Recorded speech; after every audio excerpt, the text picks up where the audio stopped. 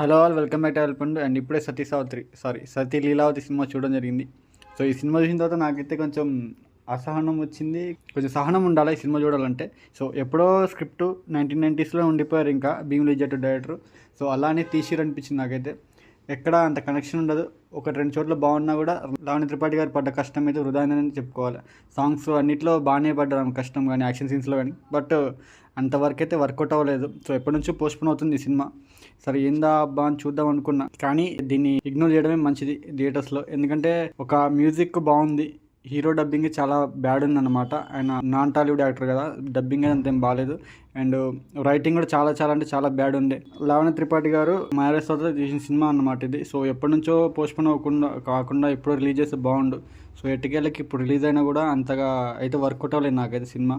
చూసినప్పుడైతే ఎక్కడ లాగే అనిపించింది, ఎక్కడ అంతగా అయితే ఎక్కలేదు. ఇక పాషల్స్ మాట్లాడుకోవాలంటే లావణ్య త్రిపాఠి గారి యాక్టింగ్ బాగుంది యాక్చువల్లీ. అండ్ హీరోయిన్ మధ్య భార్యాభర్తల మధ్య కొన్ని సీన్స్ అయితే వర్కౌట్ అయినాయి.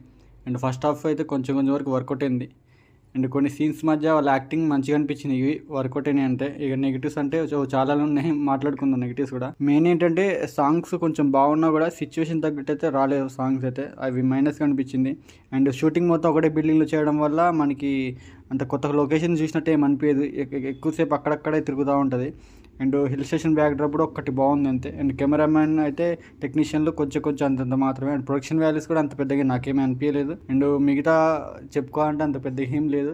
అండ్ హీరోయిన్ యాక్టింగ్ బాగున్నా కూడా చాలా అవుట్డేటెడ్ స్క్రిప్ట్ కాబట్టి అంత గొప్పగా అయితే నాకు ఎక్కలేదు మూవీ. అండ్ ఇక స్టోరీ విషయానికి వస్తే, హీరోయిన్ సినిమా డైరెక్టర్ అనమాట, అనాథ ఆమె. సో ఆమె ఒకరిని పెళ్లి చేసుకుంటుంది, రామ్ చైతన్ దేవమోహన్ అన్నమాట. ఆయన పెళ్లి చేసుకున్న తర్వాత ఆమె షూటింగ్లో బిజీ ఉండి ఈయన పట్టించుకోవడం వదిలేస్తుంది. సో 3 ఏళ్ల కాపురం తర్వాత మళ్ళీ ఆమెకి ఈయన విడాకులు ఇద్దాం అనుకుంటాడు. సో విడాకులు ఇద్దాం అని చెప్పేసి వేరే అమ్మాయిని పెళ్లి చేసుకుందాం అనుకుంటాడు. సో ఇది తెలిసిన లీలావతి అంటే మన హీరోయిన్ ఆయన్ని కట్టిపడేస్తాడు అనమాట. కట్టిపడేసిన తర్వాత ఆయన కోసం లాయర్లు వచ్చింది ఏంటి, మరి క్లైమాక్స్ జరిగింది ఏంటి, ఇదే స్టోరీ ఉంటుంది.